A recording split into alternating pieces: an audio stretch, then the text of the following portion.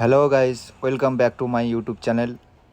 আজকের এসে Realme C3 কাস্টমারের কথা হচ্ছে, কাস্টমার যখন কল করে তো তখন ডিসপ্লে লাইটটা পুরো বন্ধ হয়ে যায়, আর কিছু দেখতেই পায় না বা ফোনটাও কাটতে পারে না। তা আমি বললাম যে সেন্সারের প্রবলেম আছে। তো কাস্টমার বললো করে দাও, আমার খুব সমস্যা হচ্ছে। আমি বললাম যে সেন্সারটা খুলে দিলে কিন্তু ডিসপ্লে লাইট জ্বলে থাকবে, কিন্তু আর বন্ধ হবে না। তো আমি তাড়াতাড়ি করে ফোনটাকে খুলে নিয়ে মাদারবোর্ডটা খুলে নিয়ে সেন্সারটা আস্তে আস্তে তুলে ফেলে দিলাম। তাই এরকম প্রবলেম হামেশা সব রকম ফোনেই হয়। একবার যদি অরিজিনাল ডিসপ্লেটা খারাপ হয়ে যায়, তারপরে যখন ডিসপ্লে চেঞ্জ করতে হয় তখন এই সমস্যাগুলো দেখা দেয়। অনেক সময় ডিসপ্লে লাইট পুরো বন্ধ হয়ে যায় ফোন করলে, অনেক সময় ডিসপ্লে লাইট বন্ধ হয় না, জ্বলে থাকে।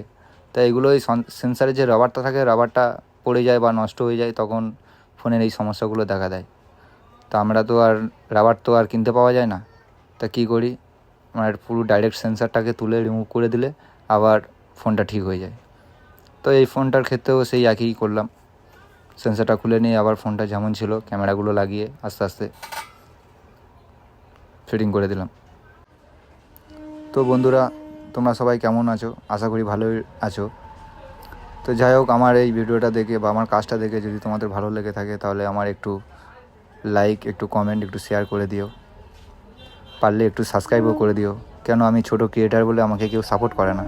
যাই হোক, তোমরা আশীর্বাদ করলেই তারপর আমি একদিন বড় হব। তা তোমাদের কাছে একটাই নিবেদন, তোমরা আমাকে একটু প্লিজ সাপোর্ট করো। প্লিজ প্লিজ আমাকে একটু সাপোর্ট করো। আমি যেমনই কাজ করি ঠিক তেমনই আমি পোস্ট করি।